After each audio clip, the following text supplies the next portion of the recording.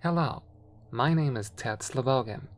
I used to be the landlord of a set of average apartment rooms on the outskirts of New York City. Skyscraper housing comes at relatively cheap rates these days, so I get to meet lots of people. Immigrants, young families, and elderly individuals. For over 25 years, I got to know just about all of my tenants on the 36th floor, except for one. The room's registry and boarding contract both say that a woman lives in room 3620. I've never laid eyes on her in my life. When I took this job, the old man I was replacing was going to retire or something. I never quite understood the reason, but above all, he stressed one thing: never talk to the woman in 3620. Further attempts on my part to elicit some explanation were dismissed with silence. I should also add that most tenants didn't want to be approached by me anyway. Usually I had to ask for overdue payments or fulfill a maintenance request for some busted water pipes or electrical outages. That is absolutely reasonable. It's surprising how nobody had condemned the rotten building already. But during my entire time there, I never had any requests from 3620. She must have been one heck of a DIY person, I used to think. And thanks to the old landlord, I had a spare key in order to enter every tenant's room on the floor, except 3620. The man who turned the job over to me also gave me peculiar instructions for receiving her payments. On only one day of the year, the lady in 3620 would pay her rent. I don't charge by the year for anybody else. The previous landlord warned me that I could not be awake until the sun rose on one specific day each year. Walking down the hallway at the end, sure enough, I would find a crisp check denoted for 1 year's payment in my name. Apparently, the woman's name was Marge Paris, but I prefer calling her 3620. It came to pass, as time went by, my curiosity wore into the better of me. I started by dialing the number of the old landlord, hoping that at least somebody would answer and resolve this thing altogether. He didn't answer, and when I called again later, I got a reply from a nursing home receptionist stating that he died years ago. No next of kin, no worldly possessions left behind. Under this context, it certainly sounded strange enough. But things like that happen, I thought. I gave my thanks and hung up. Against my better judgment, I decided to press onward. Now, looking back in hindsight, I realize what a stupid mistake I made. I made the investment of installing one video camera to record the hallway where 3620 would enter and exit her room. The heater that runs through this place is composed of a series of air ducts passing over the hallway. I drilled a hole into the duct, coming out near a grate in the wall at the end of the hallway next to room 3620. I placed the camera lens through this hole and fed the cord back up through the duct and into my own room, where I attached it to my computer. If you think this seems a little obsessive, even borderline unethical, how do you think I thought of it all? Have you ever had such an insatiable curiosity that would not abate until you did something to stop it? Before this, I could swear to you my complete honesty and discreetness in others' affairs. But if you've done this job for 25 years like I had, some things become so mysterious that you have no choice but to look into them. I turned on the camera, planning to stay up all night. Perhaps 3620 was the kind of person who only leaves their room at night. Perhaps she worked the graveyard shift over in Ridgefield. Lots of people have jobs at all times of the night, if you're lucky enough to get a job. Maybe she was just a recluse who didn't like people, so she chose a rickety apartment on the 36th floor on the outskirts of the city to try and escape from it all. These were my speculations at the time. If only I had restrained my imagination to this point. As I watched the tape from my computer in my room, nothing happened throughout the night. No noise, no sound of voices, or television, or the creaking of floorboards. Nothing. So I decided to stay up late the following night, keeping a vigilant eye on any activity. Again, nothing happened. It was only until I had repeated this for 8 nights in a row that I truly started to feel spooked. Did this person have food? Water? Maybe she hurt herself and for over a week has been unable to leave the room or ask for help. It was then that I decided to stop messing around. When she would place her check outside her door, I would not be sleeping in my room and waiting. It was early morning, the 6th of June, when I turned on the camera. Sitting down at my desk, I watched my computer to see any traces of movement. Looking at the clock, it was 5:30. The sun had not risen yet. My heart pounded in my chest, and my eyes strained to see in the darkness of the hallway through the air grate. Outside, the tiniest streaks of navy blue began to push back the black of night, followed by a lavender tint, and then a lighter shade of blue. Room 3620 remained silent, unmoving. I was about to walk to her room myself and demand the year's payment when something extraordinary happened. To this day, I cannot find words to explain it. A shadowy figure seemed to glide down the hallway, more ethereal than human-like. It levitated across the rooms until it stopped outside of room 3620. If the thing had a face, I'd say it turned and looked right in the direction of the camera. What happened next, I cannot describe.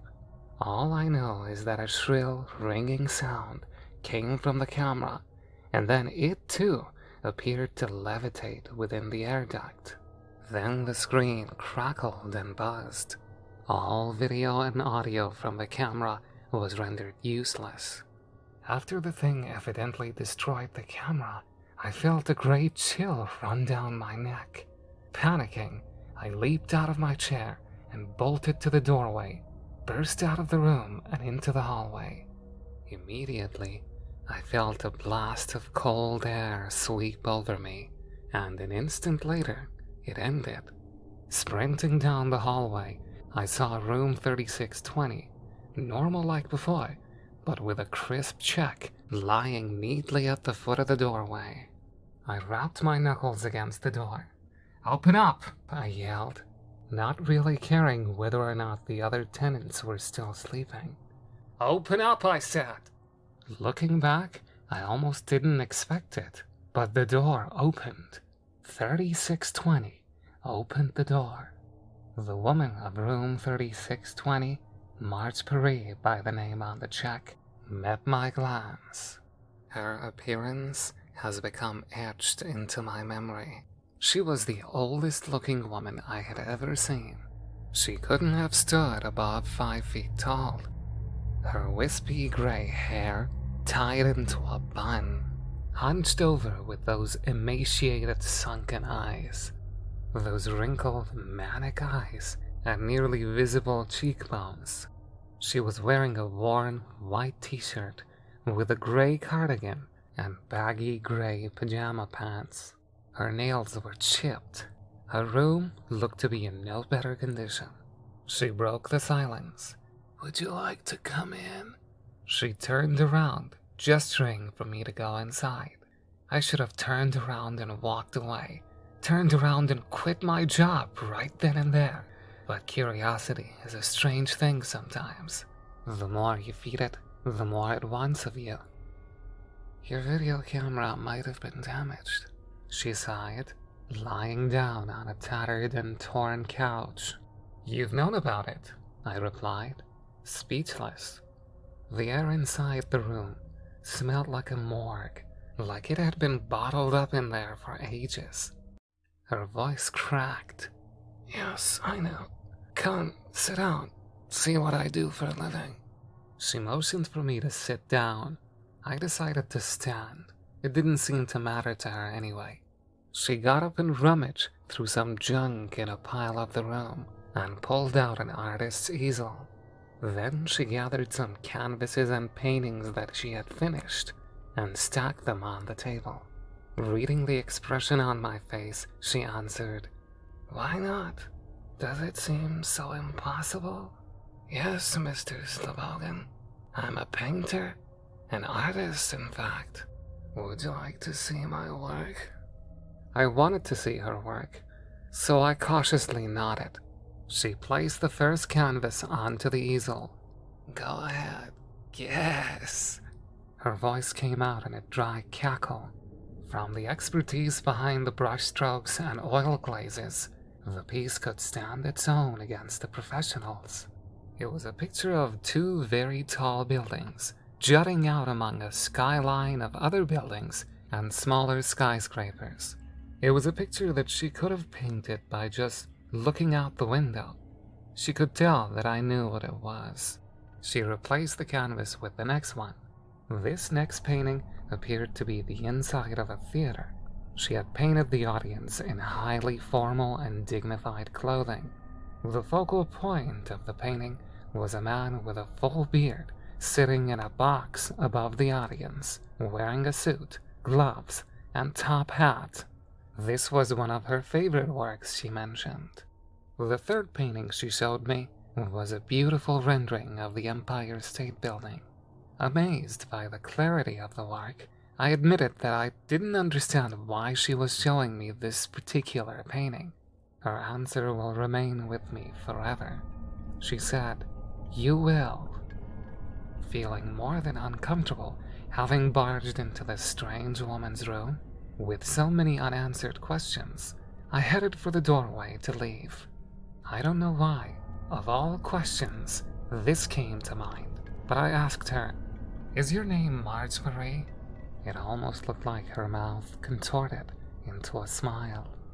There was a long pause, and then she stated, "No, but I see you've met my friend." I wanted to ask her more, to ask her why she lived alone, secluded for years, or why she never sent maintenance requests or talked to anyone or left room 3620. But she continued, "There are some things in life that are better left unanswered. You should have listened to what the last landlord warned. You will remember this day, but when you have questions, don't try to find the answers." I grabbed the check and left the room as fast as I could. Running down the hallway, I never looked back, but I bet if I did, I might have seen her peering out of the doorway. That damned emaciated, hunched old woman. When I awoke later that day, there were people banging their fists against my door. Alarmed, I realized that half of the building had been torn away from its base. The skyscraper, dozens of stories tall, had collapsed on one side, where I could literally see the daylight and the sun from beyond the wreckage. How in the world did I sleep through that? Later I would learn that one of the building's primary support beams had given way at the base of the building. Years of wear, along with a lack of safety inspections and renovations, had caused living conditions to become unsafe. Engineers were baffled for months, trying to figure out why only half of the skyscraper collapsed, leaving the other half nearly entirely undamaged. But I know the true reason. While paramedics did the best they could that morning, sifting through the demolished remnants of brick, glass, wood, and debris, they discovered many bodies. You probably saw footage of this tragedy on the news. Anyway, to their surprise, they found a stash of old paintings and artwork left almost intact, despite falling dozens of stories as part of the wreckage. I managed to get a glance at one of the paintings before police and security closed off the area to citizens. The painting was a beautifully crafted piece of only half of this very building, the half that became demolished. Weeks afterward, nobody ever found the body of the old woman who created those paintings. In fact, on the registry of tenants in the room, there was no record of anyone ever staying in room 3620. And when I was allowed to go back up to my apartment room, the check addressed from Margebury had vanished. No history of a depositor of that name has shown up in any checking account ever since. There are some things that just can't be explained. I've learned to appreciate and accept the fact that some things don't have answers to them. Don't go looking for them, no matter how strange they may be. That's my advice to you.